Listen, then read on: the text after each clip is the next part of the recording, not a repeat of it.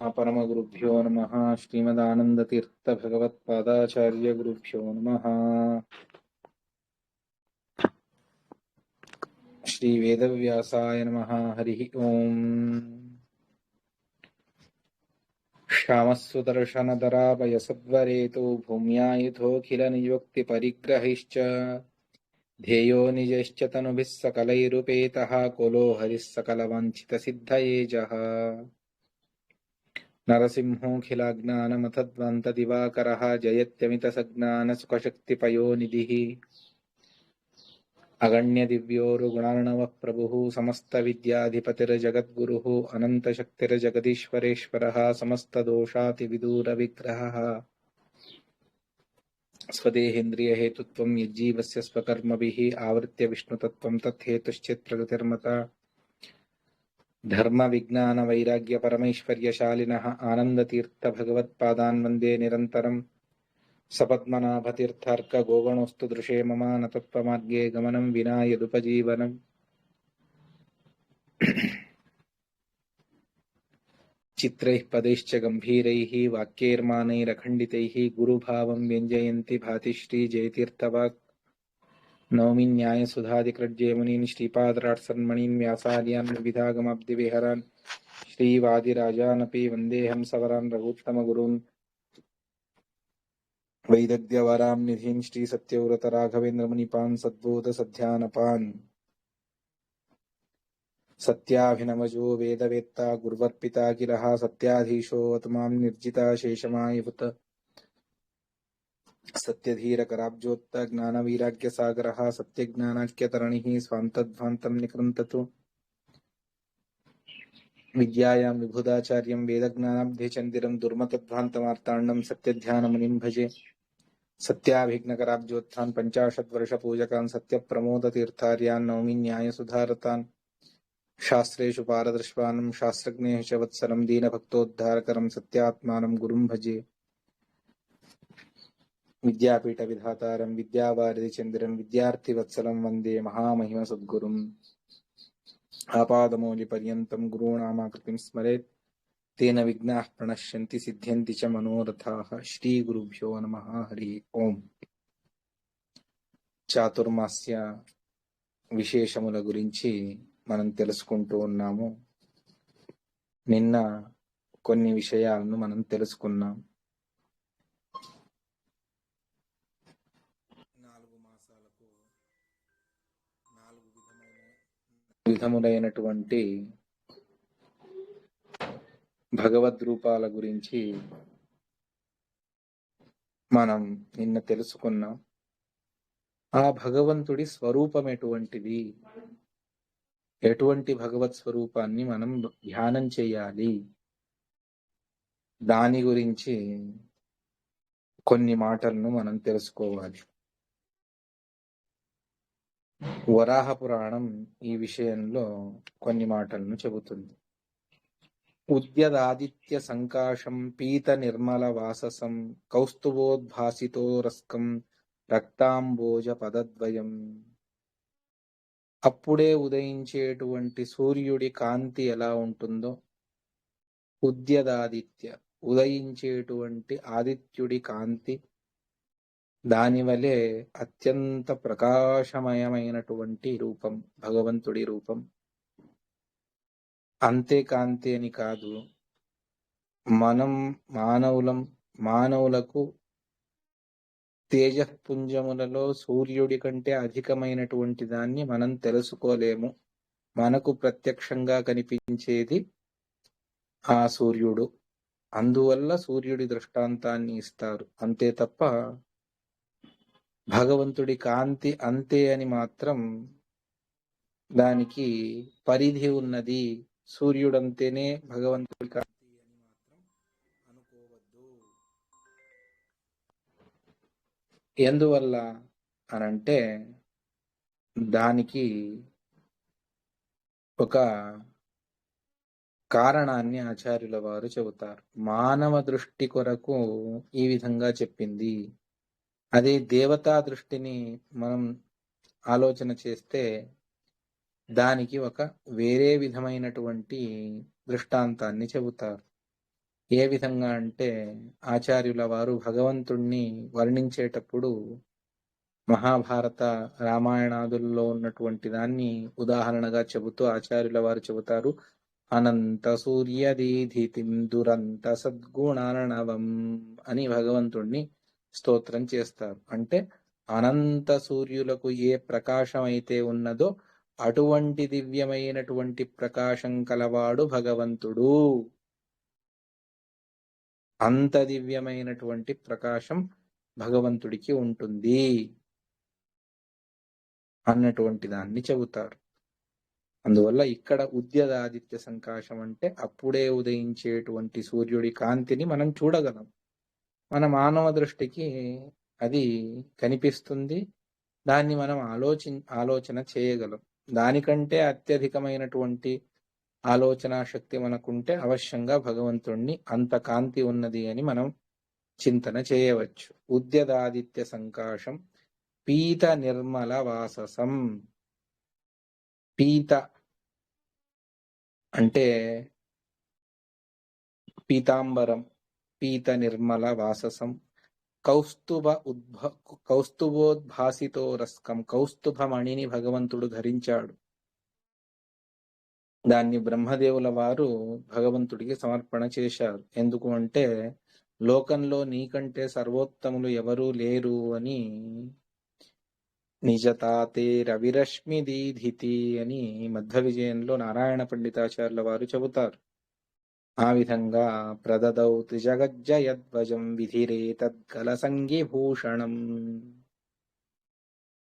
సాక్షాత్తు బ్రహ్మదేవుల వారు ఆ క్షీరసాగర మథనంలో వచ్చినటువంటి కౌస్తుభాన్ని భగవంతుడికి సమర్పణ చేశారట.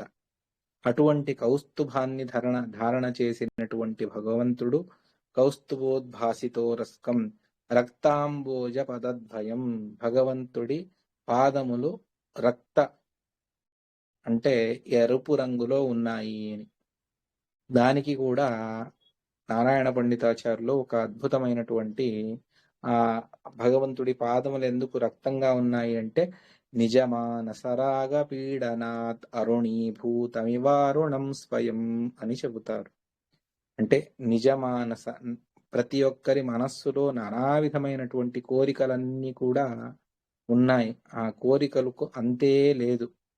అటువంటి కోరికలు అవి మంచి కోరికలు ఉంటాయి, దుష్టమైనటువంటి కోరికలు అర్థాత్ కామములు కూడా మనకు ఉంటాయి. అటువంటి వాటిని తొక్కి నాశనం చేసి భగవంతుడి కాళ్ళు ఎర్రబడ్డాయి అని అద్భుతమైనటువంటి ఒక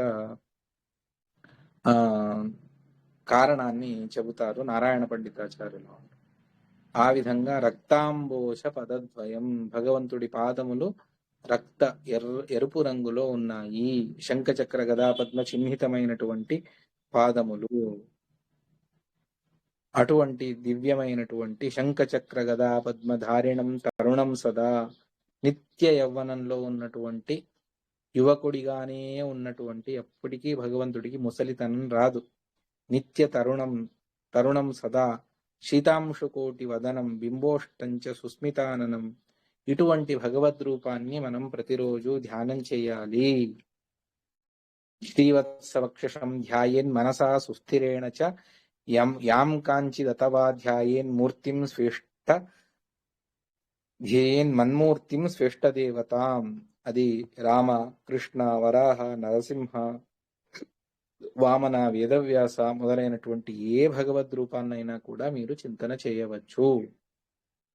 సర్వోత్తముడైనటువంటి ఆ భగవంతుణ్ణి నిరంతరంగా మనం స్తోత్రం చేస్తూనే, అర్థాత్ ధ్యానం చేస్తూనే ఉండాలి నిరంతరంగా. అటువంటి భగవద్ధ్యానం చాలా ముఖ్యమైనటువంటిది. తర్వాత ప్రతి ఏకాదశి నాడు 4 ఏకాదశులు అర్థాత్ 8 ఏకాదశులు చాతుర్మాస్యంలో వస్తాయి. ఆ వ్రత సమాప్తి తర్వాత అథవా లేకపోతే వ్రతం ప్రారంభ సమయంలోనైనా ఆ వ్రతంలో దేన్ని వాడతారో దాన్ని దానంగా ఇవ్వాలి. అంటే రేపు ఆషాఢ శుద్ధ ఏకాదశి, వాటి నుండి వ్రతాన్ని ప్రారంభం చేస్తాం. ఆ నెల మొత్తం పప్పులు మాత్రమే, అర్థాత్ పప్పు ధాన్యాలు మాత్రమే, కందిపప్పు, పెసరపప్పు అటువంటి వాటిని మాత్రమే భగవంతుడికి నివేదనగా పెడతాం. అందువల్ల వాటిని దానం చేయాలి. ఏవి తినరో, ఏది వర్జ్యమో అటువంటి దాన్ని దానం చేయరాదు. రెండవ శ్రావణ శుద్ధ ఏకాదశి నాడు అవాళ దధి, పెరుగు తప్ప మిగిలినవన్నీ కూడా దానం చేయవచ్చు. సామాన్యంగా కూరగాయలను, ఎందుకు అంటే ఒక నెల కూరగాయలు తినరు, అందువల్ల శాఖాదానాన్ని రెండవ నెలలో ప్రారంభంలో దానం చేయాలి. మూడవ నెలలో పాలను వదిలిపెట్టి దధి అవాళ విశేషంగా, ఎందుకు అంటే ఒక నెల దధి తిని ఉండరు కాబట్టి మరుసటి రోజు ద్వాదశి నాడే వామనావతారం జరిగినటువంటి భాద్రపద శుద్ధ ద్వాదశి నాడు వామనుడు అవతరించినటువంటి రోజు. అందువల్ల ఆ రోజు భగవంతుడికి దధ్యన్నాన్ని నివేదన చేయాలి. అందువల్ల ఆ ఏకాదశి నాడు దధిని భగవంతుడికి దానాన్ని చేస్తే దధ్యోదనాన్ని భగవంతుడికి ఇవ్వాలి. తర్వాత కార్తీక శుద్ధ ఏకాదశి నాడు అవాళ సకల పదార్థాలను ఇవ్వవచ్చు, ఎందుకు అంటే వ్రతం సమాప్తం అవుతుంది కాబట్టి. తర్వాత ఆశ్విన మాసంలో క్షీరాన్ని ఇవ్వాలి, ఆశ్విన శుద్ధ ఏకాదశి నాడు, ఎందుకంటే మరుసటి రోజు నుండి భగవంతుడికి క్షీరాన్ని సమర్పణ చేయవచ్చు. ఈ విధంగా ఆ ఏకాదశి నాడు దానాన్ని ఇవ్వాలి. సరే, శాఖాన్ని వదిలిపెట్టమని, శాఖావ్రతమని మొదటి వ్రతానికి చెప్పారు. శాఖం అంటే ఏమిటి, దేన్ని శాఖము అని శాస్త్రం పిలిచింది అంటే దాన్ని చెబుతారు. మూలపత్ర కరీరాగ్ర ఫలకాండాధి రూఢకాః ఫక్ పుష్పం కవచం చేతి శాఖం దశవిధం స్మృతం. వేరు దేనికైతే ఉంటుందో అటువంటి వేరు ఉన్నటువంటి దాన్ని తినకూడదు, ఆకులు తినకూడదు, మొలకలు వచ్చినటువంటి వాటిని తినకూడదు. అదేవిధంగా అగ్రభాగం దేనికైతే తింటామో అటువంటి వాటిని, పళ్ళు, దంటు ఉన్నటువంటివి, చర్మము, చిగురు, పూలు ఇటువంటి వాటిని అన్నిటినీ కూడా వదిలిపెట్టాలి. మనం తినేటువంటి పదార్థాల్లో ఈ దశవిధములైనటువంటి ఒక్కొక్క దాన్ని మనం పళ్ళను స్వీకరిస్తాం, ఆకుకూరలు, నానా విధమైనటువంటి కూరగాయలు, వాటిని అన్నిటినీ కూడా ఇప్పుడు ఈ నెల రోజుల పాటు భగవత్ ప్రీతి కొరకు వదిలిపెట్టాలి. అన్ని పురాణాలు, స్కంద పురాణం, ఆదిత్య పురాణం ఇవన్నీ కూడా ఇదే మాటనే చెబుతాయి. పత్రం పుష్పం ఫలం నాలం మూలం కుడ్మలమేవచ త్వగ్దండ కవచం తౌక్మ శాఖం దశవిధం స్మృతం అని ఆ శాఖల్లో 10 రకాలు ఉన్నాయి. అటువంటి వాటిని వదిలిపెట్టాలి. అందువల్ల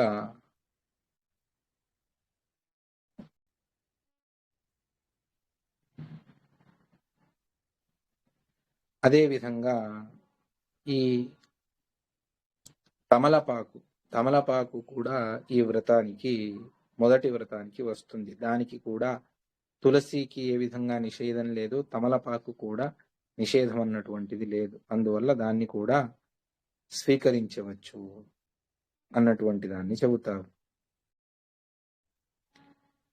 ఇక శాఖావ్రత సంకల్పం, ఒక్కొక్క వ్రతానికి ఒక్కొక్క ప్రత్యేకమైనటువంటి సంకల్పాలు ఉన్నాయి. ఆ సంకల్పాలను చేసి మనం వ్రతాన్ని ప్రారంభించాలి. శాఖవ్రతం మయాదేవ గృహీతం పురస్తవ నిర్విఘ్నం సిద్ధిమాయాతు ప్రసాదాత్తే రమాపతే అని. తరువాత ఉపాయనమిదం దేవ వ్రత సంపూర్తి హేతవే శాకంతు ద్విజవర్యాయ సహిరణ్యం దదామ్యహం. వ్రత సమాప్తి రోజున ఇందాక చెప్పినట్టుగా శాఖలను శ్రావణ మాసంలో దానమిస్తూ శాకంతు ద్విజవర్యాయ సహిరణ్యం దదామ్యహం, ఎందువల్ల అంటే వ్రత సంపూర్తి హేతవే, ఈ వ్రత సంపూర్తి కొరకు నేను దానమిస్తూ ఉన్నాను అని. శాఖవ్రత సమాప్తి మంత్రము ఉన్నది. దదివ్రత సంకల్పం, దాని సమర్పణ. క్షీరవ్రత సంకల్పం, దాని సమర్పణ. ద్విదల వ్రత సంకల్పం, దాని సమర్పణ. పంచాంగంలో ప్రతి ఒక్కటి కూడా ఉంటాయి, వెనకటి భాగంలో ఉంటాయి. వాటిని చూసుకొని ప్రతి ఒక్క దాన్ని సంకల్పపూర్వకంగానే చేయాలి. ఏకాదశి నాడు సామాన్యంగా సంకల్పం చేసి దాన్ని వచ్చేటువంటి వ్రతాన్ని స్వీకరించాలి. అర్థాత్ పూర్వ వ్రతాన్ని సమర్పణ చేసేయాలి. మొదట మనం స్వీకరించినటువంటి ఈ నెల ఆషాఢ శుద్ధ ఏకాదశి నాడు చాతుర్మాస్యాన్ని సంకల్పం చేస్తాం. చేసిన తర్వాత ఆ రోజే శాఖావ్రతాన్ని ప్రత్యేకంగా సంకల్పం చేసి శాఖావ్రతాన్ని మనం స్వీకరిస్తాం. శాఖలను పరిత్యాగం చేస్తాం. ఒక నెల తర్వాత అంటే సరిగ్గా శ్రావణ శుద్ధ ఏకాదశి నాడు శాఖావ్రతాన్ని భగవంతుడికి సమర్పణ చేసి దధివ్రతాన్ని మనం స్వీకరించాలి. ఆ శాఖావ్రత సమర్పణ కూడా చేయాలి. దధివ్రత సంకల్పాన్ని చేసి ఇక ఒక నెల రోజుల పాటు నేను దధిని పెరుగును స్వీకరించను అని సంకల్పం చేసి భగవంతుడికి సమర్పణ చేయాలి. ఈ విధంగా అదేవిధంగా తర్వాత భాద్రపద మాసంలో దధివ్రతాన్ని సమర్పణ చేసి క్షీరవ్రతాన్ని స్వీకరించాలి. ఆశ్విన మాసంలో క్షీరవ్రతాన్ని సంకల్పం చేసి సమర్పణ చేసి ద్విదల వ్రతాన్ని సంకల్పం చేయాలి. తరువాత ఏకాదశి ద్వాదశి నాడు సాయంత్రం తులసి ప్రబోధోత్సవ సందర్భంలో సమగ్రమైనటువంటి చాతుర్మాస్య వ్రతాన్ని భగవంతుడికి ఇందిరా దామోదర ప్రీత్యర్థం సమర్పయామి అని సమర్పణ చేయాలి.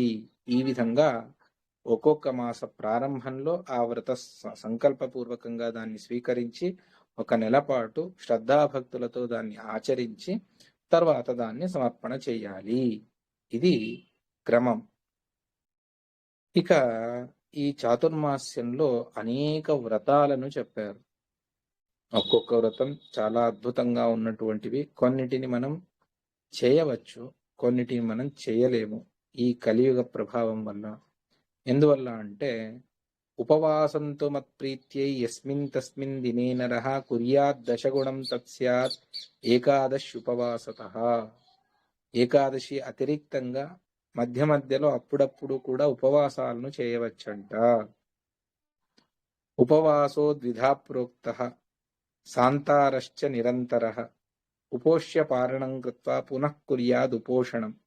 కొన్ని ఉపవాసాలు ఈ రోజు ఉపవాసం, మరుసటి రోజు పారణ, మళ్ళీ మరుసటి రోజు ఉపవాసం, ఈ విధంగా ఉన్నాయి. అది వారం, 10 రోజులు, 12 రోజుల వరకు కూడా ఉపవాసాన్ని చెబుతారు. అది కఠినమైనటువంటిది. వేరే యుగాల్లో దాన్ని అవశ్యంగా చేయవచ్చు. ఈ కలియుగంలో మనం ఒక్క ఏకాదశి ఉపవాసాన్ని సరిగ్గా ఆచరిస్తేనే కష్టమైపోతుంది. నిరంతరం ద్వాదశాహం ఉపవాసం కరోతి యః పరాకస్సహి విజ్ఞేయః తత్ఫలం కథయామితే. నిరంతరం 12 రోజులు ఉపవాసాన్ని చేస్తే దానికి పరాక అని పేరు. అశీతేరుపవాసానాం సఫలం ప్రాప్నుయాన్నరః. 80 రోజుల ఉపవాస ఫలం ఏదైతే ఉన్నదో, అంటే 80 రోజులు నిరంతరంగా ఉపవాసం చేస్తే ఏ ఫలితం రావాలో అది ఈ పరాక 12 రోజులు చాతుర్మాస్యంలో నిరంతరంగా ఉపవాసం చేస్తే వస్తుంది. ఇది చాలా కఠినమైనటువంటిది, మనం చేయడం కష్టం. దానికంటే అద్భుతమైనటువంటి ఉపవాసాలు కూడా చేయడం ఉన్నది. ధారణ పారణ అన్నటువంటిది మరొకటి, దాని గురించి వివరిస్తారు. ఇది ఇప్పటికీ కూడా ఎంతో మంది చేస్తారు, ధారణ పారణ వ్రతాన్ని. పరాకం షష్టకాలం చ తథా ధారణ పారణం లక్షవర్తి వ్రతం చైవ భీష్మ పంచకమేవ చ తథా లక్ష నమస్కార వ్రతం లక్ష ప్రదక్షిణం చాతుర్మాస్యే వ్రతాన్యాహుః ఏతత్ కామ్యమితీరితం. పరాకం ఇందాక చెప్పినట్టుగా 12 రోజులు ఉపవాసం ఉంటే దానికి పరాక అని. షష్టకాల వ్రతం అని మరొకటి ఉన్నది, అది 6 రోజుల ఉపవాసం ఉంటే దానికి షష్టకాల వ్రతము అని. ఇక ధారణ పారణ వ్రతము అని ఉన్నది, అంటే ఒక రోజు ఉపవాసం, మరుసటి రోజు భోజనం, మరొక రోజు ఉపవాసం, మరొక రోజు భోజనం.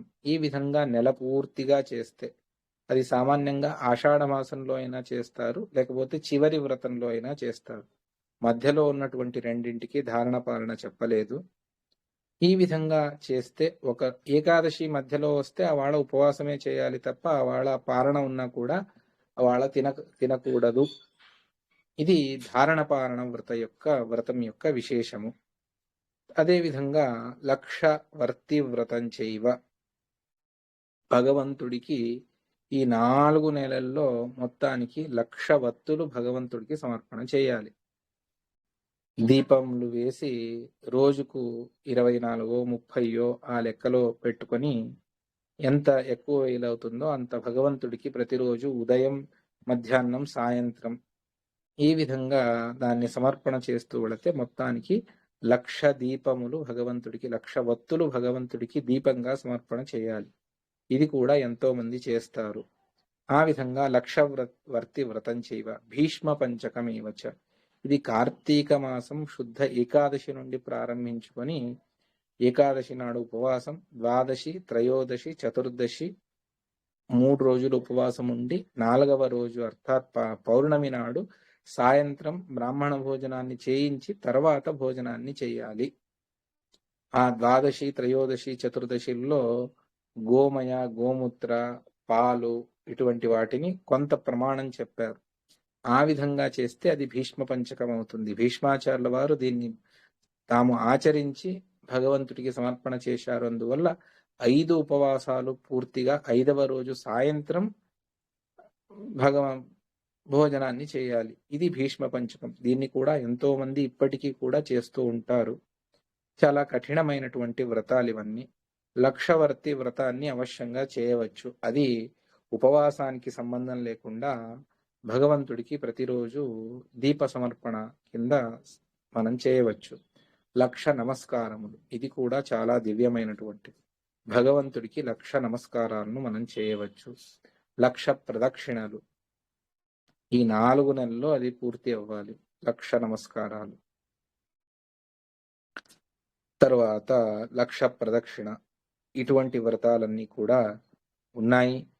దాన్ని ఈ చాతుర్మాస్యంలో ఆచరించవచ్చు. అదేవిధంగా 1,00,000 తులసి అర్చన, 1,00,000 పుష్పార్చన, 1,00,000 పద్మార్చన, ఇటువంటివి ఏది మనకు సాధ్యమవుతుందో అటువంటి వాటిని ప్రతిరోజు భగవంతుడికి ఒక 800 నుండి 1000 పూలను సమర్పణ చేస్తే 120 రోజుల్లో అవశ్యంగా 1,00,000 పుష్పాలను భగవంతుడికి సమర్పించినట్టు అవుతుంది. కాబట్టి 1,00,000 పుష్పార్చనను కూడా మనం చేయవచ్చు. 1,00,000 వర్తి వ్రతం చేయవ తథా 1,00,000 నమస్కార వ్రతం, 1,00,000 ప్రదక్షిణం, తులసి 1,00,000 పద్మాదేహే పుష్పాదేర్లక్షకం తథా ఏవమాదీని కార్యాణి వ్రతాన్యత్ర విదో విదుః. ఇటువంటివన్నీ కూడా చేయవచ్చు. అదేవిధంగా కొన్నిటిని వదిలిపెడితే దానికి విశిష్టమైనటువంటి ఫలితాలున్నాయి అని చెబుతారు. అదేమిటి అంటే, మొత్తం చాతుర్మాస్యంలో బెల్లం గుడవర్జన చేస్తే దానికి మధురత్వం మనకు లభిస్తుంది. తైలత్యాగాన్ని చేస్తే దీర్ఘమైనటువంటి సంతతి, ఘృతత్యాగాన్ని చేస్తే స్వరూప ప్రాప్తి. మధురత్వం లభేద్విద్వాన్ పురుషో గుడవర్జనాత్ తథైవ సంతతిం దీర్ఘ్యాం తైలస్య వర్జనాద్యతః ఘృతస్య వర్జనాద్విప్ర సుందరాంగః ప్రజాయతే కటుతైల పరిత్యాగి శత్రునాశనమాప్నుయాత్ సుగంధ తైల త్యాగేన సౌభాగ్యమతులం లభేత్ అని ఒక్కొక్క దానికి సుగంధ తైలాలను త్యాగం చేస్తే 4 నెలలు సుగంధ తైలాన్ని తలకు పెట్టుకోకూడదు. అటువంటి దాన్ని చేస్తే అపరిమితమైనటువంటి సంపదలు. పుష్పభోగాలను పరిత్యాగం చేస్తే విద్యాధరత్వ ప్రాప్తి. యోగాభ్యాసాన్ని చేస్తే బ్రహ్మలోక ప్రాప్తి. షడ్రసములను త్యాగం చేస్తే కురూప దుర్గంధముల పరిహారం అవుతుంది. తాంబూలాన్ని వర్జన చేస్తే మధురమైనటువంటి కంఠం. ఫలత్యాగాన్ని చేస్తే బహుపుత్ర ప్రాప్తి. ఈ విధంగా మౌన వ్రతాన్ని ఆచరిస్తే అధికార ప్రాప్తి. నానా విధమైనటువంటి వాటిని చెబుతారు. కొన్నిటిని ఇంకా కొన్ని విశేషమైనటువంటి వ్రతాలు కూడా ఉన్నాయి. 4 నెలలు కూడా ఏకభుక్తం. రోజుకు ఉదయం మాత్రమే భోజనం, రాత్రి ఏమీ తినకూడదు. అది చేస్తే విష్ణులోక ప్రాప్తి, అర్థాత్ తత్వజ్ఞానాన్ని సంపాదించుకొని విష్ణులోక ప్రాప్తి. వ్రీహి యవ గోధూమ వర్జన చేస్తే అశ్వమేధ యాగఫలం. తిలతర్పణ వ్రతం ప్రతిరోజు చేస్తే విష్ణులోకవాసం. బ్రహ్మచర్యాన్ని చేస్తే మన్వంతర కాలం ఉత్తమమైనటువంటి లోకప్రాప్తి. మౌన వ్రతాన్ని ఆచరిస్తే దానికి కూడా విశిష్టమైనటువంటిది. స్వయం పాక భోజన ప్రతిరోజు తానే వండుకొని తింటే 10,000 సంవత్సరాలు ఇంద్రలోకంలో వాసం. మౌన భోజనాన్ని చేస్తే సకల ఆపదలు పరిహారం. మౌన భోజనాన్ని చేయవచ్చు, దానివల్ల సకల ఆపదలు కూడా దూరమవుతాయి చాతుర్మాస్యంలో. ఇవన్నీ కూడా చాతుర్మాస్య వ్రతాన్ని ఆచరిస్తూ ఈ వ్రతాలను ఆచరించాలి. చాతుర్మాస్య వ్రతాన్ని వదిలిపెట్టి ఈ వ్రతాలను ఆచరిస్తే ఉపయోగం లేదు. 4 నెలలు ఉదయం సాయంత్రం భోజన సమయంలో మాట్లాడకూడదు. మాట్లాడకుండా శాఖ వ్రతాన్ని దధివ్రతాన్ని వదిలిపెట్టేసి మౌనంగా ఉంటే అధికమైనటువంటి ఫలం రాదు, అత్యల్పమైనటువంటి ఫలితం లభిస్తుంది. అందువల్ల మౌన భోజనాన్ని వ్రతాన్ని ఆచరిస్తూ ఈ వ్రతాలను ఆచరించాలి. ఇక భూమో ప్రస్తరశాయీ చ విప్రో మునివరో భవేత్. మంచాన్ని వదిలిపెట్టి భూమి మీద నేల మీద పడుకోవడం అది ఒక వ్రతం. భూమి మీదే భోజనం చేయడం, ఆకులు కంచాలు ఏవి వేసుకోకుండా భూమి మీదే. కొంతమంది ఒక రాయిని పెట్టుకొని దాని మీదే భోంచేస్తూ ఉంటారు. వాళ్ళు ఎక్కడికి ఊరికి వెళ్ళినా అది తీసుకొని వెళతారు. దాన్ని కడిగేసుకొని దాన్ని పెట్టుకొని దానిపైనే అన్నం అంతా కూడా వడ్డించుకొని దాన్నే తినాలి. ఆకు లేదు, ఏమీ లేదు, ఒక బండరాయి చిన్నది దానిపైన వేసుకొని తింటారు. భూమో భుంక్తే సదా యస్తు సత్పృథివ్యాపతిర్భవేత్. ప్రదక్షిణ శతం యస్తు కరోతి స్తుతిపాఠకః హంసయుక్త విమానేన సదా విష్ణుపదం వ్రజేత్. ప్రతిరోజు ప్రదక్షిణ నమస్కారాలను చేస్తే అది భగవంతుడికి చాలా ప్రీతికరమైనటువంటిది. దానికి కూడా భగవంతుడు సంతోషిస్తాడు. ఇవన్నీ కూడాను నిష్కామంగా చేయమని చెబుతారు. ఫలితాలను చెప్పారు, లేదని కాదు. ఆ ఫలితాలు కూడా మన శక్తి అనుసారం భక్తి అనుసారం మనం చేస్తే లభిస్తుంది. నిష్కామంగా చేస్తే మనకు తత్వజ్ఞానం లభించి దాని ద్వారా మోక్షానికి చేరువవుతాము. అందువల్ల వాటిని నిరంతరంగా మనం చేస్తూ వెళ్ళాలి. నిష్కామంగానే ఈ వ్రతాలను, ఏ వ్రతాలను మీరు ఆచరించినా కూడా హరిప్రీతి కొరకు నేను ఆచరిస్తూ ఉన్నాను, నాకు దీనివల్ల ఇంకే కామన లేదు అని సంకల్పం చేసి మనం చేస్తే దానికి భగవంతుడు విశేషంగా అనుగ్రహిస్తాడు. అయాచితేన ప్రాప్నోతి.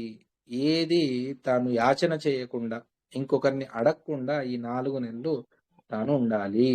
అయాచిత వ్రతం అని చెబుతారు. దాన్ని కూడా ఆచరించాలి.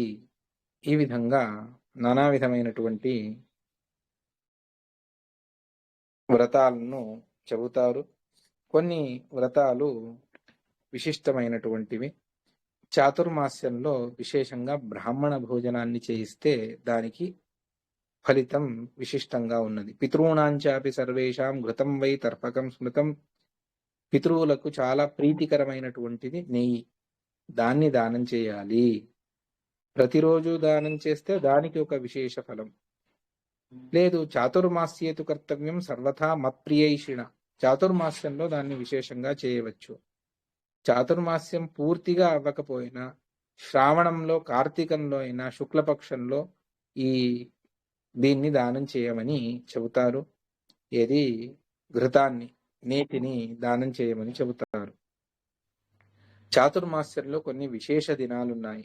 పౌర్ణమాస్యాయాం అమాయాం వా ద్వాదశ్యాం వా విశేషతః. పౌర్ణమాసి, ఆషాఢ పౌర్ణమి, శ్రావణ పౌర్ణమి, భాద్రపద పౌర్ణమి, అదేవిధంగా ఆశ్విన పౌర్ణమి, 4 పౌర్ణమిలు. అదేవిధంగా అమావాస్యలు, ఆషాఢ, శ్రావణ, భాద్రపద, ఆశ్విన 4 అమావాస్యలు. అవి కూడా చాలా విశిష్టమైనటువంటివి. దానం కుర్యాత్తు భక్తితః. అదేవిధంగా కొన్ని ఏకాదశి, 8 ఏకాదశులు, మధ్య మధ్యలో వచ్చేటువంటి దానికి అనుగుణంగా వచ్చేటువంటి ద్వాదశి రోజులు, ఇవన్నీ కూడాను చాలా విశిష్టంగా ఉన్నాయి. అదేవిధంగా చాతుర్మాసు చేస్తే దానికి అది చెయ్యమని ఆదేశం చేస్తారు. పర్వకాలేషు సర్వేషు దానం దేయం తపస్సద చాతుర్మాస్యే విశేషేణ తదనంతం ప్రజాయతే అని స్కాంద పురాణం మనకు చెప్తూ ఉన్నది.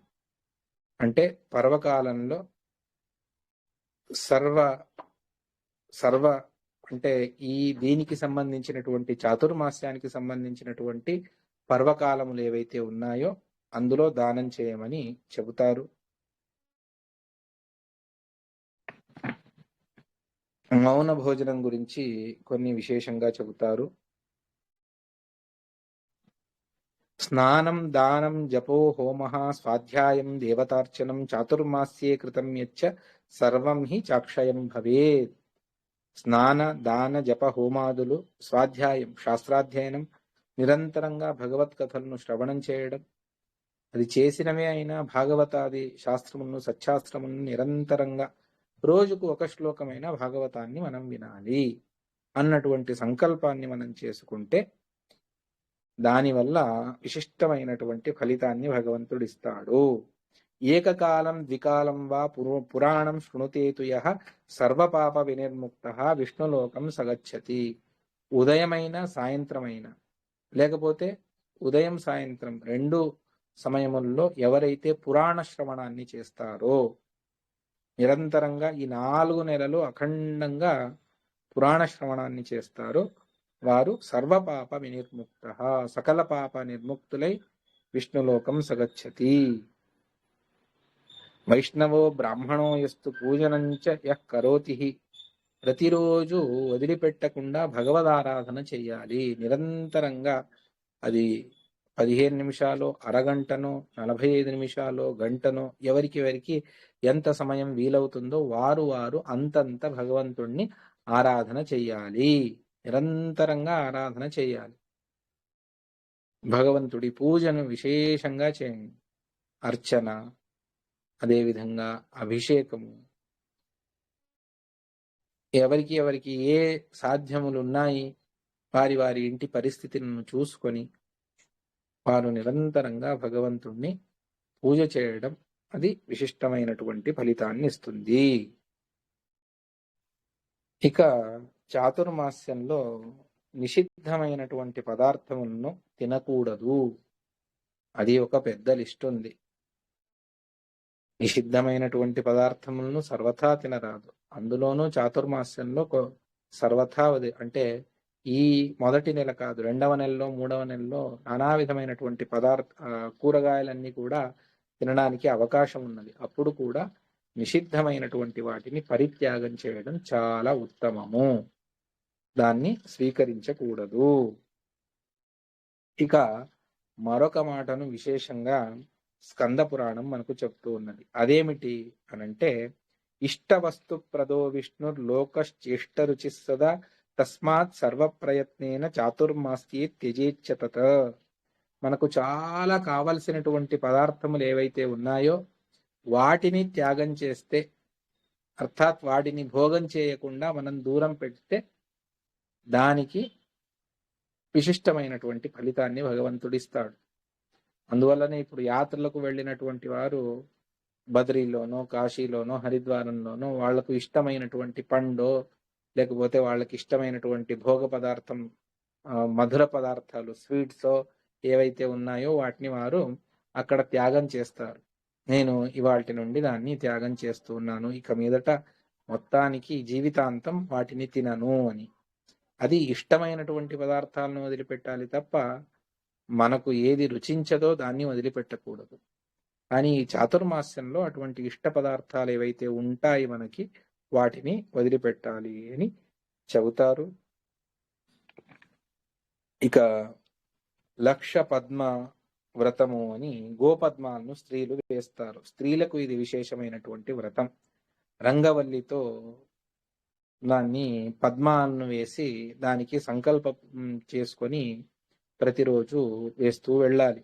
ఈ సమగ్రమైనటువంటి చాతుర్మాస్యంలో దాన్ని పూర్తి చేసి కొన్ని సంవత్సరాల వరకు కూడా దాన్ని చెయ్యాలి. చేసి ప్రతి సంవత్సరం ఒక్కొక్క దానాన్ని ఇస్తూ వెళ్ళాలి అని. రంగవల్యా పద్మలక్షం కుర్వత ఫలముచ్యతే 40 సహస్రాణం ప్రణామానాం లభేత్ ఫలం. 24,000 నమస్కారాలను చేస్తే ఏ పుణ్యం రావాలో అది ఈ రంగవల్లితో పద్మాలను వేస్తే ఆ పుణ్యం వస్తుంది. అదే విధంగా తథైవ పుష్పలక్షస్య ఫలం ప్రోక్తం మనీషిభిః. శతపత్రం 1,00,000 పుష్పాలను భగవంతుడికి సమర్పణ చేసిన ఇది పూజా సందర్భంలో చేస్తాము. శతపత్రం కమల పుష్పం, జాతి, మల్లిక, మాలతి, యూతిక, సుగంధ పుష్పాలు, విశేషంగా చంపకస్య భవేల్లక్ష్యం 1000 ఈ చంపక పుష్పాలు, సంపెంగ పూలను భగవంతుడికి సమర్పణ చేస్తే అది భగవంతుడికి చాలా ఇష్టమైనటువంటిది. తులసీనాంతు లక్షస్య నతిలక్షాత్ చతుర్గుణం. యథా లక్ష్మీ ప్రియా మే స్యాత్ తథైవ తులసీ ప్రియా. మిగిలిన అన్ని పూలు అన్ని ఒక లెక్క, తులసి మాత్రం దానికి విశిష్టమైనటువంటి స్థానం ఉన్నది. ఎందువల్ల అంటే లక్ష్మి ఏ విధంగా భగవంతుడికి అత్యంత ప్రీతిపాత్రలో అర్థాత్ లక్ష్మీదేవికి విశిష్ట స్థానం ఉన్నది. అదే విధంగా తథైవ తులసి ప్రియా, తులసి కూడా అంతే ప్రియమైనటువంటిది భగవంతుడికి. నా తులస్యా సమం కించిత్, ఇంకా ఏ పుష్పం కూడా తులసికి సమానం కాదు. త్రిషు లోకేషు వైమమ, ముల్లోకాల్లో కూడా తులసికి సమానమైనటువంటిది మరొకటి లేదు.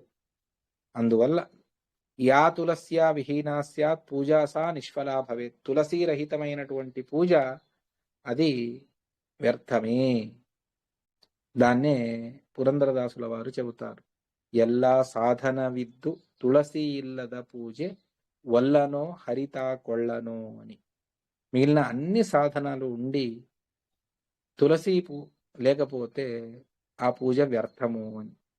పుష్పాలున్నాయి, గంధమున్నది, మంచి సుగంధ ద్రవ్యాలతో స్వాదోదకాన్ని తీసుకున్నారు, ధూపదీపాలున్నాయి, నానా విధమైనటువంటి భక్ష్యభోజ్యాలున్నాయి. అన్నిటినీ మీరు భగవంతుడికి సమర్పణ చేయవచ్చు. కానీ తులసి లేకపోతే ఇవన్నీ కూడా వ్యర్థమే. ఇక్కడ ఒకదాన్ని ఆలోచన చేయాలి. అదేమిటి అంటే బహిరంగమైనటువంటి పదార్థములలో తులసికి విశిష్ట స్థానం. అది ఏ విధంగానో అంతరంగమైనటువంటి పదార్థములు కొన్ని ఉన్నాయి. అది భావశుద్ధి. మన మనస్సు నిర్మలంగా ఉండాలి. పూజ చేసేటప్పుడు ఏదో ఆలోచనలతో ఒకదాన్ని చేయడానికి పోయి మరొక దాన్ని సర్వథా చేయకూడదు. శ్రద్ధాభక్తులు అంతరంగ సాధనములలో భక్తి అత్యుత్కృష్టమైనటువంటిది, బహిరంగ సాధనములలో తులసి అత్యంత శ్రేష్టమైనటువంటిది. అందువల్ల ఆ తులసిని ప్రతిరోజు భగవంతుడికి సమర్పణ చేయాలి. తులసి రహితమైనటువంటి పూజ అది నిష్ఫలమే. అలాభే తులసీనాంచ, మేము సిటీలో ఉంటామండి, మాకు తులసి దొరకదు, ఏం చెయ్యమంటారు? అలాభే తులసీనాంచ కాష్టం అర్పయేత్ తథా. తులసి కాష్టాన్ని సమర్పణ చేయండి భగవంతుడికి. ప్రక్షాళయిత్వా నిర్మాల్యమపి, లేదు వెనకటి రోజు సమర్పణ చేసినటువంటి మళ్ళీ కడిగి మళ్ళీ భగవంతుడికి సమర్పణ చేయండి. ప్రక్షాళయిత్వా నిర్మాల్యమపి మామర్పయేత్ తదా. కాష్టం కూడా మాకు దొరకదండి. కాష్టాభావేతు కర్తవ్యం తులసి నామకీర్తనం. తులసి తులసి తులసి అని నామస్మరణ చేస్తూ భగవంతుడికి సమర్పణ చేయండి. సాధ్యమైనంత వరకు రోజుకు ఒక దళమైన తులసి ఉండాలి పూజకు, ఏమున్నా లేకపోయినా. దానికోసం ప్రయత్నం చేసి తులసిని ఇంట్లో పెంచుకోవాలి. ఎవరికి సాధ్యం ఉన్నదో వారు అవశ్యంగా తులసిని భగవంతుడికి సమర్పణ చేసి విశిష్టంగా భగవంతుడిని అర్చన చేయవచ్చు. 10 దళాలు 24 కేశవనామాలతో భగవంతుడికి సమర్పణ చేయండి. ఇంకా వీలైతే 54, రోజు 108. ఈ విధంగా భగవంతుడికి సమర్పణ చేస్తూ వెళ్ళండి. ఇది ఒక విశిష్టమైనటువంటిది. ప్రతిరోజు అన్ని తులసీ దళాలను భగవంతుడు అవకాశం ఇస్తే మీరు సంకల్పం చేసుకోండి, స్వామి అన్నీ కూడా సమకూరుస్తాడు. మన శ్రద్ధ, మన భక్తి అది ప్రధానం. దానికి అనుగుణంగా మిగిలిన అన్ని పదార్థాలను కూడా మనం సమకూర్చుకోవాలి. చాతుర్మాస్యేతు సంప్రాప్తే కుర్యాల్ 1,00,000 ప్రదక్షిణం. స్వకృతం పాపముచ్చార్య పశ్చాత్తాప పురస్సరః. ఆషాఢ్యంచ సమారభ్య కార్తిక్యాంతు జితేంద్రియ 1,00,000 సమాప్య పశ్చాత్తు కుర్యాద్ ఉద్యాపనం వ్రతి. విష్ణు ధర్మోత్తర పురాణం ఒక మాటను చెబుతుంది. చాతుర్మాస్యం సంప్రాప్తించింది. చాతుర్మాస్య సందర్భంలో 1,00,000 ప్రదక్షిణలు సర్వమూల గ్రంథాలు ఇంట్లో ఉంటే, లేదు భగవంతుడి శ్రీనివాసుడిదో లక్ష్మీ నరసింహస్వామిదో లేకపోతే ఇంకేదైనా ఫోటో ఉంటే దాన్ని పెట్టుకొని దాని చుట్టూ ప్రదక్షిణలు వేయండి. మన గురు పరంపర ఉంటుంది. పైన భగవంతుడిది, తర్వాత ముఖ్య ప్రాణమూర్తిది, తర్వాత మన యతీశ్వరుడిది.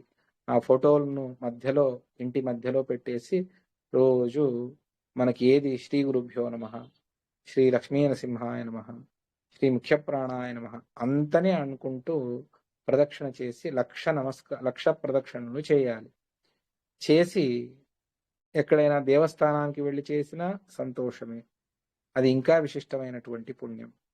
ఆ విధంగా చేసేటప్పుడు స్వకృతం పాపముచ్చార్య, తాను చేసినటువంటి పాపములను ఉచ్చారణ, ఇటువంటి ఘోరమైనటువంటి పాపములను చేశాను స్వామి, నన్ను ఉద్ధరించు అని పశ్చాత్తాప పురస్సర, పశ్చాత్తాపంగా, ఏం లేదు పాపం చేశాను అయ్యో అని అనిపిస్తుంది, మళ్ళీ అదే పాపాన్ని మళ్ళీ చేయకూడదు. చేసినటువంటి పాపానికి ప్రాయశ్చిత్తాన్ని, పశ్చాత్తాపాన్ని మనస్సులో కలిగి ఉండాలి. అప్పుడే ఆ పాప ప్రశమనం అవుతుంది, పాపం దూరం అవుతుంది. అందువల్ల ఇంకెవరి దగ్గర మనం చెప్పం, చేసినవన్నీ భగవంతుడికి తెలుసు.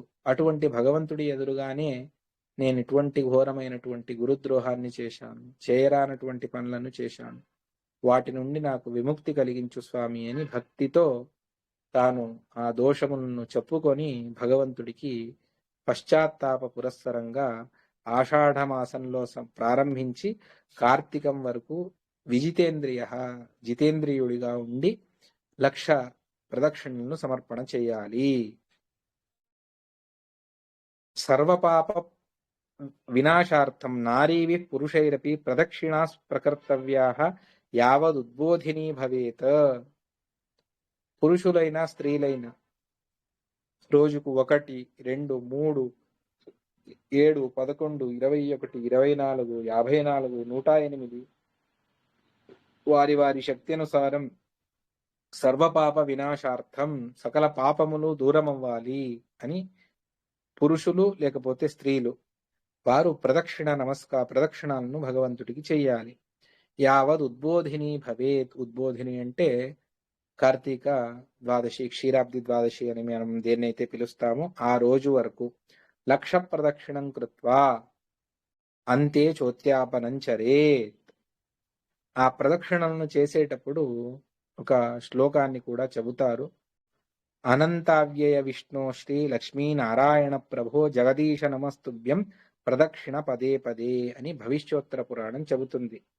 అనంత, అవ్యయ, విష్ణు, లక్ష్మీనారాయణ, హే ప్రభు స్వామి జగదీశ నీకు నమస్కారం, తుభ్యం నమః, ప్రదక్షిణ పదే పదే, నేను పదే పదే ప్రదక్షిణలను చేస్తాను. అంటే దేవుడికి కుడి భాగం ఏదైతే ఉన్నదో, మనం దేవుడి ఎదురుగా నిలిస్తే మనకు ఎడమ భాగం అవుతుంది, దేవుడికి కుడి భాగం. ఆ దక్షిణ క్రమంలోనే, అంటే దక్షిణ అంటే కుడి, దేవుడికి కుడివైపు నుండి తిరిగి మళ్ళీ రావాలి, మళ్ళీ దేవుడికి అభిముఖంగా నిలబడితే అది ఒక ప్రదక్షిణము అని. ప్రదక్షిణం గురించి అనేక మాటలను శాస్త్రాలు చెబుతాయి.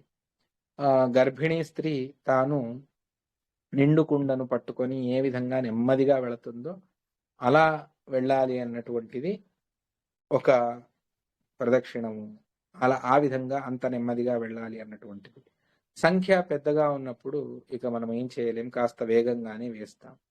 లేకపోతే ఒక్కొక్క పాదాన్ని పెట్టి దానికి అనుగుణంగా మరొక పాదం, మధ్యలో గ్యాప్ ఉండకూడదు. ఆ విధంగా ప్రదక్షిణలను చేయడం, అది ఒక క్రమం ఉన్నది. ఈ విధంగా అన్నీ ఉన్నాయి. ఇక అదే విధంగా ఈ 1,00,000 వర్తి, 1,00,000 పుష్ప, 1,00,000 ప్రదక్షిణ, 1,00,000 నమస్కారాలకు ఉద్యాపనాన్ని చేయాలి అని ప్రారంభంలో సంకల్పపూర్వకంగా ప్రారంభాన్ని చేసేస్తాం. వీటిని అన్నింటికీ ఉద్యాపన కార్తీక శుద్ధ పౌర్ణమి నాడు దీన్ని ఉద్యాపనం చేయాలి అని చెబుతారు. వ్రతం కృత్వా మహాభాగా యది నోద్యాపనం చరేత్. వ్రతాన్ని ఆచరించి ఉద్యాపన అంటే సమాప్తి అని ఉద్యాపన అంటే. ఆ ఉద్యాపన చేయకపోతే యస్తుకర్త కర్మణాంస నసమ్యక్ ఫలభాగ్ భవేత్. వాటి ఫలితం పూర్తిగా రాదు. అందువల్ల ఎవరైనా సంకల్పపూర్వకంగా 1,00,000 వర్తి మొదలైనటువంటి వాటిని ధారణ పాలన, మొదలైనటువంటి వాటిని, లేకపోతే చాంద్రాయణ వ్రతము అని పిలుస్తారు. చాంద్రాయణం అంటే చంద్రవృద్ధికి అనుగుణంగా ఒక్కొక్క ముద్దను పెంచుకుంటూ పోవాలి. పాడ్యమి నాడు ఒక ముద్ద, విధియ నాడు 2, తదియ నాడు 3. 3 ముద్దలు తినాలి. అవాళ అంతే, ఇంక అయిపోయింది. పౌర్ణమి ఏకాదశి నాడు 11 అని కాదు, ఏకాదశి నాడు పూర్తిగా ఉపవాసం. పౌర్ణమి 15 చంద్రవృద్ధి అవుతుంది. తర్వాత చంద్రుడు తరుగుతూ వస్తాడు. అందువల్ల మళ్ళీ పాడ్యమి నాడు 14 కృష్ణపక్షంలో, విధియ నాడు 13. ఈ క్రమంలో వచ్చేసి మళ్ళీ కృష్ణపక్ష ఏకాదశి నాడు కూడా ఉపవాసం. తర్వాత చతుర్దశి నాడు ఒకే ముద్ద, అమావాస్య నాడు ఏమీ లేదు. ఈ విధంగా చేస్తే అది చాంద్రాయణము అని అనిపించుకుంటుంది. అటువంటి వ్రతాలను కూడా ఈ చాతుర్మాస్యంలో చేయవచ్చు. ఈ విధంగా ఎన్ని ఉన్నాయి. ఒక్కొక్క వ్రతానికి ఒక్కొక్క ఉద్యాపనం చేస్తే దానికి ఒక్కొక్క దానాన్ని చెప్పారు. వాటిని దానం చేయాలి. ఉద్యాపనాన్ని దానికి అనుగుణంగా శాస్త్రంలో ఏ విధంగా చెప్పారో అటువంటి ఉద్యాపన వ్రతాన్ని కూడా ఆ వ్రతాన్ని సంకల్పం చేసి ఉద్యాపన చేయాలి. ఇక ఎవరైతే 1,00,000 నమస్కారాలను చేయాలి అని అనుకుంటున్నారో భగవంతుడికి ప్రతిరోజు నమస్కారాలను చేస్తూ వెళ్ళడం. ఆషాఢస్య సితే పక్షే ఏకాదశ్యాం సమాహితః సంకల్ప్య దేవదేవస్య పురతశ్చక్రపాణినః మమ 1,00,000 నమస్కార వ్రతస్య పురుషోత్తమ నిర్విఘ్నేన వ్రతం సాంగం కురుత్వం కృపయా హరే. ప్రతిరోజు కూడా వదిలిపెట్టకుండా నమస్కారాలను చేస్తూ వెళ్ళాలి. 1,00,000 అవ్వకపోయినా 1000 అని అయినా సంకల్పం చేసుకోండి, 10,000 అని సంకల్పం చేసుకోండి. విష్ణు విషేకమైనటువంటి వాటిలో ప్రారంభ మాత్రం ఇచ్చావా విష్ణు ధర్మేన నిష్ఫల అని చెబుతారు. ప్రారంభాన్ని చేసిన విష్ణు ధర్మాలను, భగవంతుడి సంబంధించినటువంటి ధర్మాలు ఏవైతే ఉన్నాయో వాటిని ప్రారంభం చేసినా కూడా, ఇలా చేస్తాను అని సంకల్పం చేసుకున్నా కూడా అది నిష్ఫలమవ్వదు, దానికి ఫలితం ఉంటుంది అని చెబుతారు. అటువంటిది పూర్తి చేసుకొని చేస్తే మాత్రం అవశ్యంగా విశిష్టమైనటువంటి ఫలితం మనకు లభిస్తుంది. ఈ విధంగా 1,00,000 నమస్కారాలు. పాప పంక నిమగ్నం మాం పాప వైశస్య భాజనం వ్రతేనానేన సుప్రీతః సముద్ధర జగత్పతే.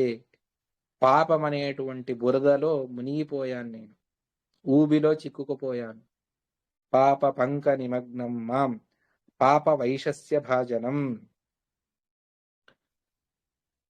పాపం యొక్క ఆ దుర్గంధం, ఆ మలినం శరీరానికంతా కూడా అంటుకొన్నది. దాన్ని దూరం చేయమని భగవంతుణ్ణి ప్రార్థన చేసి ఈ 1,00,000 నమస్కార వ్రతం ద్వారా 1,00,000 నమస్కారాలను చేస్తూ తాను ఈ విధంగా వ్రతేనానేన సుప్రీతః సముద్ధర జగత్పతే అని తాను చెప్పాలి. సర్వేషాం ఆశ్రమాణాంచ విహితం శృతిచోదితం. ఇవన్నీ ఎవరు చేయాలి అంటే ఇవి నారీణాం సధవానాంచ విధవానాంచ విశేషతః అని బ్రహ్మాండ పురాణం చెబుతుంది. ఎవరికి సాధ్యమున్నదో, ఎవరైతే భగవద్భక్తి కలవారో వారందరూ కూడా దీన్ని చేయవచ్చు. వారి వారి పరిస్థితులను అర్థం చేసుకొని, ఆచార్యుల వారు ప్రవచనంలో చెప్పేశారు అని చెప్పేసి చేసి ఇబ్బంది, మీ ఆరోగ్య పరిస్థితులను చూసుకొని ఈ 1,00,000 నమస్కారాలకు, లేదు ప్రతిరోజు పుష్పార్చన చేయడానికి, భగవంతుని స్తోత్రం పారాయణం చేయడానికి హరే రామ హరే రామ హరే కృష్ణ దీన్ని 1,00,000 సార్లు జపించండి. దానికి డబ్బు అవసరం లేదు, ఎవరి అనుమతి అవసరం లేదు. అర్థాత్ భగవంతుడు ఎదురుగా కూర్చొని సంకల్పం చేసి దయానిధే దయానిధే దయానిధే దయానిధే నమో నమో నమో నమో నమో నమో నమో నమః. ఈ విధంగా కేశవాది 24 నామాలను, వెంకటేశ స్తోత్రాదులను ఎంత విశేషంగా రోజుకు మీకు అధికారులైతే ఉపనయనమై అధికారం ఉంటే 3 సార్లు విష్ణు సహస్రనామాన్ని ఉదయం మధ్యాహ్నం సాయంత్రం పారాయణం చేయండి. రోజుకొకసారి భగవద్గీత పూర్తి చేయండి. ఈ విధంగా నానా విధమైనటువంటి పారాయణాలు ఉన్నాయి. ఏది కూడా వ్యర్థం కాదు. అవశ్యంగా వాటిని చేయవచ్చు. కొన్నిటికి సంకల్పం చేసి సమాప్తి చేయడమే. కొన్నింటికి మాత్రమే ఉద్యాపనాన్ని విశేషంగా చెప్పారు. లక్ష వర్తి లక్ష వత్తులు అది నోము అని చేస్తారు. ఆ విధంగా దానికి ఉద్యాపన ఉంటుంది. లక్ష పుష్పార్చన, లక్ష నమస్కారాలు వాటికి ఉద్యాపన ఉన్నది. అదే విధంగా అర్ఘ్యాన్ని భగవంతుడికి సమర్పణ చేయమని ఈ లక్ష నమస్కారాలను ఎవరైతే చేస్తారో వారికి అర్ఘ్యాన్ని చెప్పారు. దేవదేవ జగన్నాథ సర్వకర్మ ఫలప్రద ప్రతే నానేన సుప్రీతో గృహాణార్ఘ్యం మయార్పితం. ఈ లక్ష నమస్కారాల యొక్క ఫలితాన్ని బ్రహ్మాండ పురాణమే చెబుతుంది. ఇదం వ్రతం మహాపుణ్యం పాపారణ్య దవానలం. పాపం అనేటువంటి అరణ్యానికి దావానలం వలె ఉంటుందట ఈ లక్ష నమస్కారాలు. పాప పర్వత కులిశం పాపాబ్ధి తరుణోపమం. పాపం అనేటువంటి సముద్రం నుండి మనం బయటకు వేస్తుంది ఈ లక్ష నమస్కారాలు. సర్వపాపహరం నృణాం సద్యో విష్ణో ప్రసాదనం. భగవంతుడి విశిష్టమైనటువంటి అనుగ్రహం కలుగుతుంది ఈ లక్ష నమస్కారాలను చేస్తే. నానేన సదృశం కించిన్ లోకేషు త్రిషు విద్యతే. మన పాపాలను చెప్పుకొని భగవంతుడికి నమస్కారాన్ని పురషా శిరసా దృష్ట్యా మనసా వచసా తథా పద్భ్యాం కరాభ్యాం జానుభ్యాం ప్రణామో అష్టాంగ ఉచ్యతే అని సాష్టాంగ ప్రణామను పురుషులు, స్త్రీలైతే పంచాంగ నమస్కారాన్ని చేయాలి అని, ఆ విధంగా నమస్కారాలను చేసి షాట్యేరాపి నమస్కారాన్ కుర్వత శాంగపాణయే శతజన్మార్చితం పాపం తత్క్షణాదేవ నశ్యతి అని చెబుతారు. షాఠ్యంతో నమస్కారం చేసిన చేయరాదు. అకస్మాత్తుగా ఏదో ఆలోచనతో భగవంతుడికి నమస్కారం చేసినా కూడా శతజన్మార్జితమైనటువంటి కొన్ని పాపములను భగవంతుడు దూరం చేస్తాడు అని. ఒక్కొక్క నమస్కారానికి అశ్వమేధ యాగ ఫలమున్నది అని చెబుతారు. సుహయమేధ గణాతిశయాలవో హరి నమస్కృతయస్సు కృతా ఇమాహ అని మధ్వాచార్యుల వారు వాసుదేవుడిగా ఉన్నప్పుడు ఆ ఇంటి నుండి బయటికి వెళ్ళిపోతాడు. ఆ దేవతలను నమస్కారం చేస్తూ అక్కడక్కడ ఉన్నటువంటి భగవద్ రూపాలకు నమస్కారం చేస్తూ వెళుతూ ఉన్నప్పుడు ఆ నమస్కారాలు ఎలా ఉన్నాయి అంటే, ఒక్కొక్క నమస్కారం కూడా అది భగవంతుడికి చేసేటువంటి నమస్కారం అది అశ్వమేధ యాగం కంటే అధికమైనటువంటి అశ్వమేధ యాగముల సమూహ ఫలం. అనేక అశ్వమేధ యాగములను చేస్తే ఏ ఫలితం రావాలో అంత ఫలితం వస్తుంది. సుహయమేధ గణాతిశయాలవో హరి నమస్కృతయ సుకృత ఇమాహ అని మధ్వ విజయంలో చెబుతారు.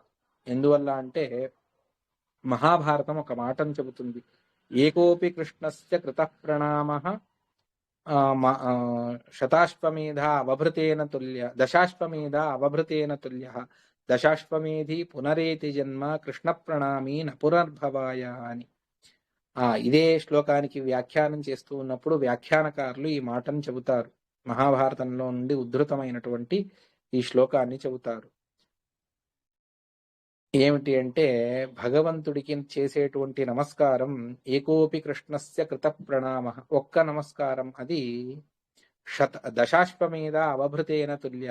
10 అశ్వమేధ యాగములకు అవభృత స్నానాన్ని చేస్తే ఏ పుణ్యం మనకు వస్తుందో అంతటి పుణ్యం మనకు ప్రాప్తిస్తుంది ఒక్క నమస్కారం చేస్తే. అటువంటిది కానీ ఆ 10 అశ్వమేధ యాగములను భక్తి లేకుండా 10 అశ్వమేధ యాగములను చేసినా కూడా అతడు మళ్ళీ సంసారానికి వస్తాడు. కానీ భగవంతుడికి భక్తితో నమస్కారాన్ని చేసినటువంటి వ్యక్తి తాను ఉత్తమమైనటువంటి జన్మను పొంది, అర్థాత్ భగవంతుడి తత్వజ్ఞానాన్ని సంపాదించుకొని మోక్షానికి వెళతాడు. దశాశ్వమేధి పునరేతి జన్మ కృష్ణ ప్రణామి న పునర్భవాయ. కృష్ణుడికి చేసేటువంటి ప్రణామం ఏదైతే ఉన్నదో అది మళ్ళీ సంసారానికి కారణం కాదు, సంసారాన్ని నుండి బయటపడడానికి అది ఒక ఉపాయము అని చెబుతారు. అందువల్ల అవశ్యంగా దాన్ని చేయవచ్చు. ధారణ పాలన వ్రతం ఇందాక నేను చెప్పాను, దాని గురించి కూడా చెబుతారు.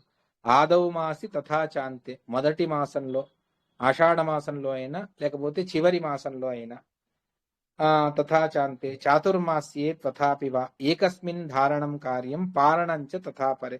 ఒకరోజు ఉపవాసం, మరుసటి రోజు పారణం. 3వ రోజు ఉపవాసం, 4వ రోజు పారణ. ఈ విధంగా ఉపవాసో ధారణం స్యాత్ పారణం భోజనం భవేత్. అష్టోత్తర శతం దద్యాత్ అర్ఘ్యాన్ దేవాయ తన్మనాః. 108 అర్ఘ్యాలను ప్రతిరోజు ఇవ్వాలి. సమాప్తే మాసి రాజేంద్ర కుర్యాద్ ఉద్యాపనం బుధః. దాన్ని సమాప్తి చేసుకుని ఉద్యాపనం కూడా చేయాలి. నానా విధమైనటువంటి వ్రతాలకు ఉద్యాపనం గురించి చెబుతారు. భీష్మ పంచకం అతి దీర్ఘంగా అగ్నిపురాణం ఈ అన్ని మాటలను కూడా చెబుతుంది. భీష్మ పంచక సమాఖ్యాస్యే వ్రతరాజంతు సర్వదం కార్తీక శ్యామలే పక్షే ఏకాదశ్యాం సమాచరే. కార్తీక శుద్ధ ఏకాదశి నాడు ఏ రోజైతే వ్రతం చాతుర్మాస్య వ్రతం సమాప్తమవుతుంది, మరుసటి రోజు క్షీరాబ్ది ద్వాదశి, ఆ వెనకటి ఏకాదశి నాడు దీన్ని ప్రారంభించాలి. దినాని పంచ త్రిస్నాయి, 5 రోజులు 3 పూట్ల స్నానం చేయాలి. తర్పయే పిత్రాది దేవతలను ఉద్దేశించుకొని తర్పణాదులను ఇవ్వాలి. భగవంతుడిని విశేషంగా పూజించాలి. పంచగవ్యేన సంస్నాప్య దేవం పంచామృతములను భగవంతుడికి అభిషేకం చేయాలి. హోమం ఉంటుంది ప్రతిరోజు. ఏకాదశి లేదు, ద్వాదశి త్రయోదశి నాడు ఉంటుంది. గోమూత్రం దధి దుగ్ధంచ పంచమే పంచగవ్యేయం. అది ఏకాదశి నాడు పూర్తి ఉపవాసం, ద్వాదశి నాడు గోమూత్రాన్ని స్వీకరించాలి, త్రయోదశి దధి, చతుర్దశి నాడు దుగ్ధం. 5వ రోజు పౌర్ణమాస్యాంచరే నక్తం. రాత్రి సమయంలో అప్పుడు తాను బ్రాహ్మణ భోజనం అయిన తర్వాత తాను తినాలి. దీన్ని భీష్మకృత్వ హరిం ప్రాప్త. భీష్మాచార్యులు దీన్ని ఆచరించి భగవంతుడికి సమర్పణ చేశారు. తేనైవ భీష్మ పంచకం. అందువల్లనే దీనికి భీష్మ పంచకము అని పేరు. బ్రహ్మణ పూజనాద్యైశ్చ హ్యుపవాసాదికం వ్రతం. భగవంతుడికి ప్రీతిపాత్రమైనటువంటిది ఈ భీష్మ పంచక వ్రతం. ఇటువంటివన్నీ కూడా వ్రతాలు చాలా ఉన్నాయి. అటువంటి వాటిని మన శక్తి అనుసారం, మన దేహంలో శక్తి ఎంత ఉంది, మనం ఎంతవరకు చేయగలం, స్తోత్రానికి అవశ్యంగా చేయండి. ఒక్క క్షణం వ్యర్థం చేయకుండా భగవన్ నామ సంకీర్తన చేస్తూ వెళ్ళండి. దేహంలో శక్తి ఉంటే ప్రదక్షిణ నమస్కారాలను చేయండి. దానానికి మీకు పరిస్థితులు అనుకూలిస్తే అవశ్యంగా దానం చేయండి. చేయవలసినటువంటివి 1,000,000 ఉన్నాయి. మనం చేసేది చాలా తక్కువ. చేసింది కూడా ఎవరికీ చెప్పకుండా నిష్కామంగా భగవంతుడి ఎదురుగా సంకల్పం చేసి మనం చేసి భగవంతుడికి సమర్పణ చేస్తే చాలు. దాని ద్వారా భగవంతుడు సంప్రీతం అవుతాడు. ఈ విధంగా ఉన్నాయి. వాటిని మనం యథాశక్తి ఆచరించి భగవంతుడికి సమర్పణ చేద్దాము అని చెబుతూ ఇవాల్టి ప్రవచనాన్ని ఇక్కడితో సమాప్తి చేస్తూ ఉన్నాను. శ్రీకృష్ణార్పణమస్తు. కాయేన వాచా మనసా ఇంద్రియైర్వా బుద్ధ్యా ఆత్మనా వా అనుసృత స్వభావం కరోమి యద్యత్ సకలం పరస్మై నారాయణాయేతి సమర్పయామి. శ్రీకృష్ణార్పణమస్తు. యస్సర్వగుణ